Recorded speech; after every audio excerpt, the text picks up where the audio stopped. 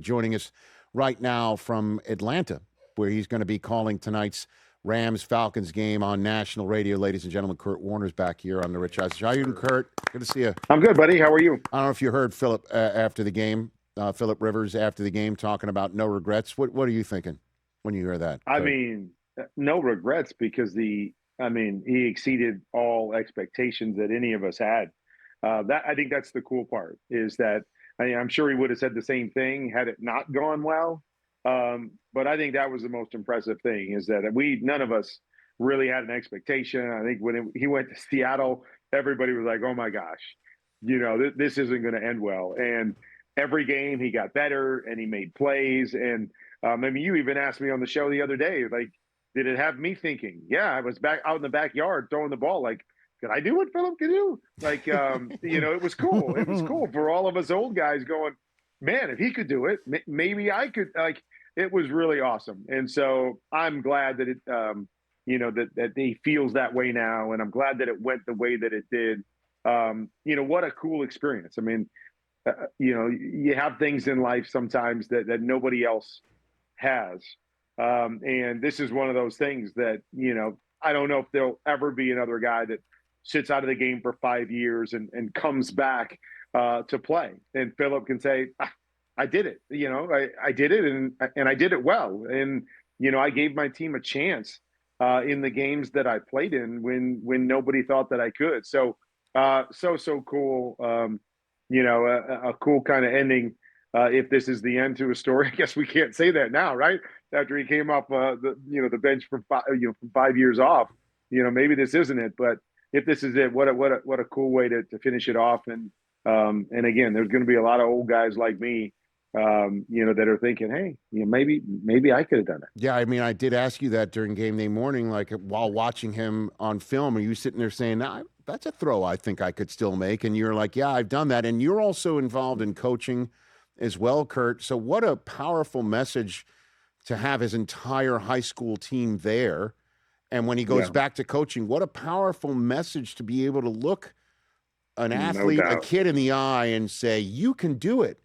Because look and don't worry about the consequences. Don't worry about if you can't or if the circumstances come out where it shows the opportunity that you're trying to take doesn't succeed. Doesn't matter. It's the trying. It's the want to. What a powerful way to be able to go and look a kid in the eye and be believed. I mean, no doubt. I mean, you get from both standpoints, like you said, from the standpoint that nobody else thought I could do it. And I showed people I could do it. Or the other side, when, he had one of his first press conferences and they were asking him and he's like, yeah, I'm nervous. Like, I don't know. I don't know how this is going to go. And so, but at the same time, he threw himself out there going, yeah, a lot of people think I'm going to fail. And, I could fail. Like, I understand, what the circumstances are, but I'm going to embrace it anyways. And if I fail, I fail. But I'm going to embrace it and I'm going to chase after it anyways. So, yeah, I think it's an incredible message, an incredible story that, again, not just Philip, when he's coaching, there's going to be a lot of, coaches and people and parents that are using his example moving forward, as a recent example of doing those same sort of things. And so I'm sure I'm going to share that story, numerous times throughout my life, just about what he did and the fact that he wasn't afraid to fail and embraced it and jumped back into it. It's really, really cool. Kurt Warner here on the Rich Eisen Show. Let's jump into Sunday night. Holy crap, what a game. That was incredible. I started the show, Kurt, by saying I feel like I'm coming on the air on every Monday saying that was the game of the year. No, that was the game of the year. But this Sunday, this was the game of the year. The quarterback play, how did you see it from Purdy and Caleb? Let's start with the winning quarterback and Brock Purdy, Kurt. I mean, Brock's playing really good football. I mean, I've been a huge fan of Brock's. I don't know if it's the fact that he's from Arizona, so I got some ties there. He played in Iowa, and I got some ties there, or just the fact that he was Mr. Irrelevant, and I was a free agent guy that nobody expected anything from, or because we were limited. Like, so many similarities between the two of us. But I think, to me, it's just we've lost sight, to some degree that you can play this position at an extremely high level without just being a freak athlete or having this freak physical ability. That there is still, at the heart of this position is the ability to see what a defense is doing, understand how to make different throws, have a sense of anticipation and timing within what you're trying to do and what the defense is doing. That is an art form and is a unique talent. When I was playing, that was the main talent. Now that's not the main talent that we see at the quarterback position, but guys that can do it like a Joe Burrow and like a Brock Purdy and that can do it well. I sit back and appreciate that aspect of things. And so watching Brock, and maybe it has something to do with the fact that is the way that I played. And so that is still the way that I see the game.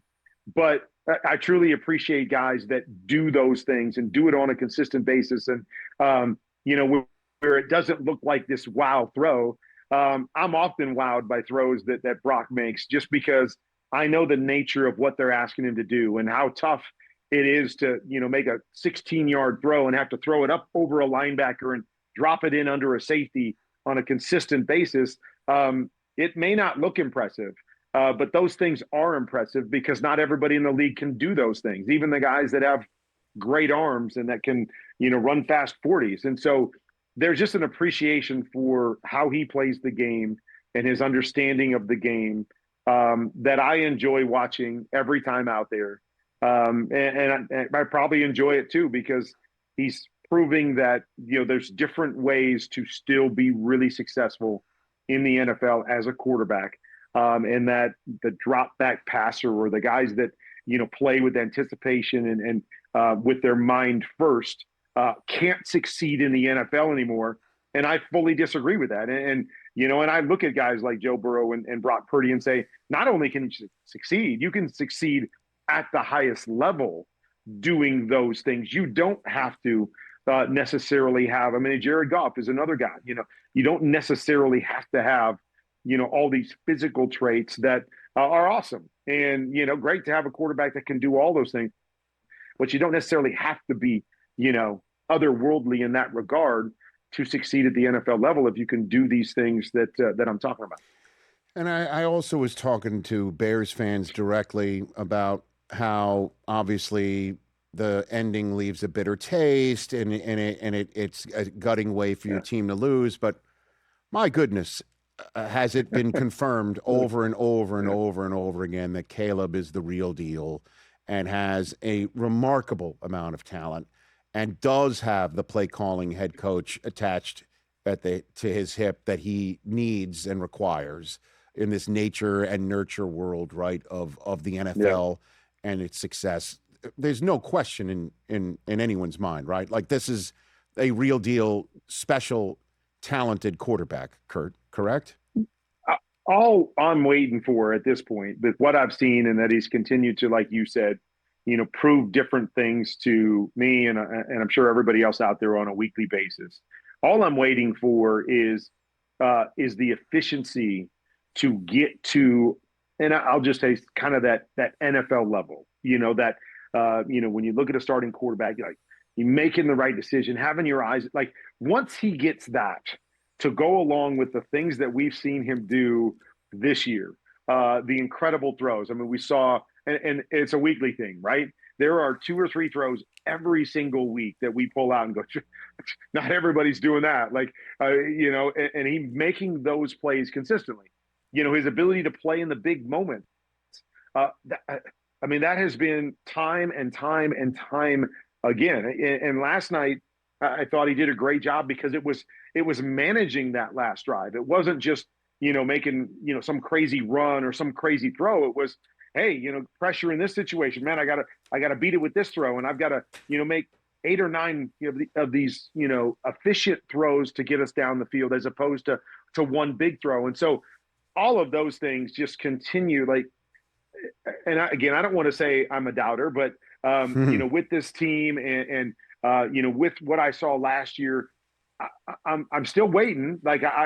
is the other shoe going to drop? We did the thing on New Year's. Is Cinderella going to, is the pumpkin going to, come back out, or whatever that is? I've been just kind of waiting to see, like, okay.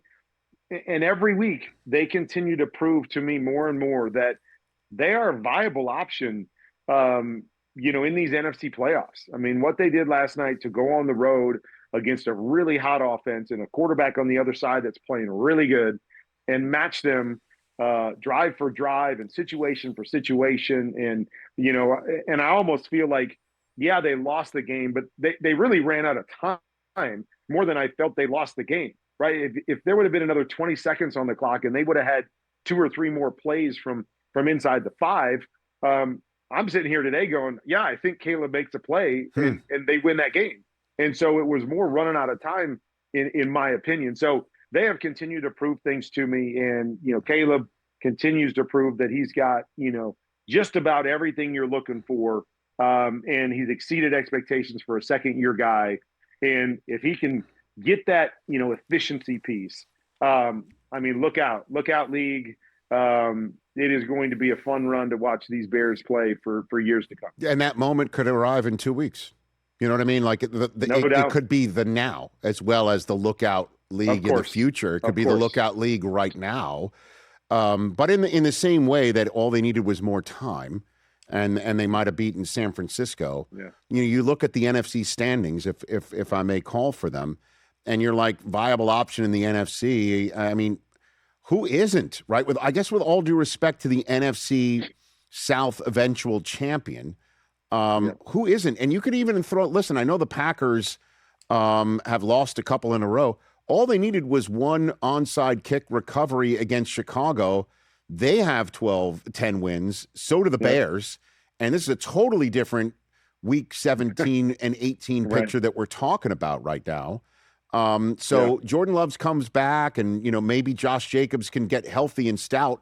We see Bears Packers part 3. You never know, right? I mean, and then you look in the AFC. I started the show as well, Kurt, with our NFL Game Day Morning segment that you just referenced about Cinderella staying in their carriage when the clock strikes midnight on New Year's Eve or turns back into a pumpkin. You and the rest of our great crew and gang together mentioned 5 other teams in addition to the Bears as being Cinderella. And I agreed with every single one of them. I can't recall the last time a playoff field was so wide open. Could you, Kurt? No, I can't. I mean, even coming into a season, usually, our first show of Game Day Morning every year, I always think, okay, there's probably 4 or 5 teams that I legitimately think could win it all. Just what you're showing right there, as you said, I'm not sure the Steelers, if they're the ones that end up representing, or Carolina, or even Tampa with the way Tampa's playing, although I would have said Tampa early in the year, just with the way they're playing. Outside of those 2 teams, I'm fully with you. I think you could make an argument for the other 6 teams on each side that they have got, legitimate teams and legitimate ways in which they could run the table and represent their side, in the Super Bowl. And I don't remember the last time where I felt that way. And so I couldn't be more excited to see how Week 18 plays out, to see who's in the dance, to see who's matched up, because that's the other thing, is that, how important is that number 1 seed, just from the standpoint, it's like, I don't want to play any of those wild card teams. Of course not, because you could be one and done by them. If you could skip 1 week of the playoffs and just advance yourself to the next, that's the way to go about it. And certainly, since the first half of the season doesn't really mirror the second half of the season, and I guess the third season, the postseason, might not mirror either one of the first 2 halves either, Kurt. And a perfect example of all this is when we were in London week 7, right? We're in London week 7 getting ready to call Rams and Jaguars. And if somebody had come up to us and said, listen, the best chance to win the Super Bowl out of the AFC is going to come from the AFC South, we'd be like, wow, the Colts and Daniel Jones, you got to be kidding me. And now we just saw the Texans beat the Chargers. You and I called that game on Saturday. And the Jaguars looked nothing like the team we saw walk off that field in Wembley in Week 7, Kurt. Yep. Nothing. Both of those teams might be the best teams in football right now. Yep. Yeah, no doubt. And even if you were, one of the teams that's going to win their division, I'm sure you're at home right now going, okay, do we want to be the 2nd seed? Because that means we might have to play so-and-so, or do we want to actually be the 3rd seed? Because, again, it's just I am so with you, is that those wild card teams right now are really scary.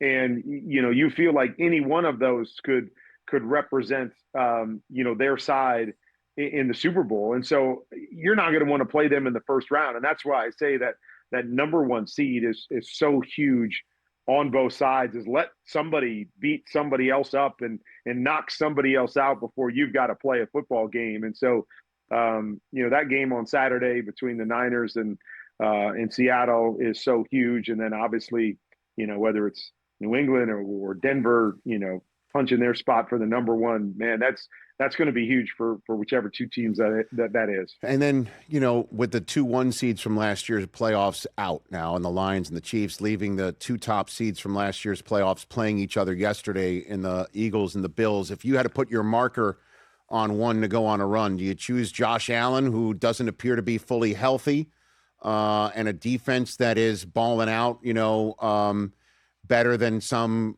could have even have hoped over the last month? Or do you take an Eagles team that didn't complete a single pass in the second half yesterday, but is balling out defensively as well, but still has all the weapons on offense, similar to last year's Super Bowl team? Which one do you put your marker on right now, Kurt? Yeah, I was kind of you could go neither as well if you want. I know, is that I trusted, Philly's offense more. I said that yesterday on our show, just because of some of the issues they had around Josh Allen.